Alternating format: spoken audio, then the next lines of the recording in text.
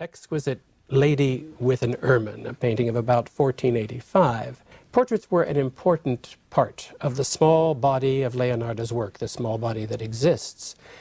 As observed, he mastered the technical means at the beginning of his career, and his peculiar psychological spell was also developed early. The beautiful sitter, Cecilia Gallerani. The ermine which she holds in Greek is called galle, which relates to her name, Gallerani. So it's a speaking symbol. Here the ermine, it stands for her name. It still might strike you as rather odd that she holds an ermine, that she has a pet of this sort, but it should be noted that ermines, instead of cats, were sometimes kept as mouse hunters during the Renaissance, as they had been in earlier times. The painting is one of the liveliest of Leonardo's portraits. It's expressively posed and illuminated with the most beautiful, elegant hand. The ermine itself is perhaps the most beautifully designed part of the painting, and probably the best preserved part of the painting as well. Mona Lisa. The Mona Lisa has acquired a mystique unequaled by any other painting. This is the most often looked at, seldom seen painting in the world. If one succeeds in penetrating the crowds invariably in front of it at the Louvre, one must still penetrate the protective layers of glass, the discolored varnish of centuries, and above all, the mythic status of the painting.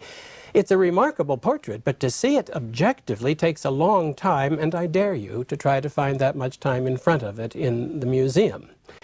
She would, if we could see her clearly, be simply Lisa di Antonio Maria Gherardini, the wife of Francesco del Giocondo of Florence, and about 24 years old, if you can believe that, when this was painted. The parapet and the bases of the columns are visible if you are looking closely, but you see it has been cut undoubtedly. But there are you can see the bottom of the colonnettes left and right of her, and the parapet right behind her arm. There is then a fantastic landscape of rivers and rocks stretching into the distance.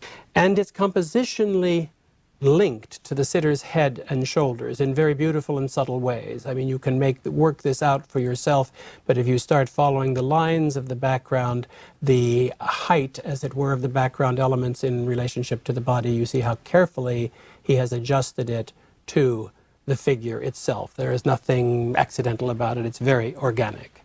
Her full figure is animated by the gentle turn from the three-quarter torso to the nearly frontal face, and it imbues her features with a sense of a shifting and unfathomable expression. She insists, if you will, that we return her gaze. According to Vasari, Leonardo worked 3 years on this portrait, and in the end kept it for himself. He didn't deliver it. Well, he obviously didn't deliver it because it was with him when he died in France.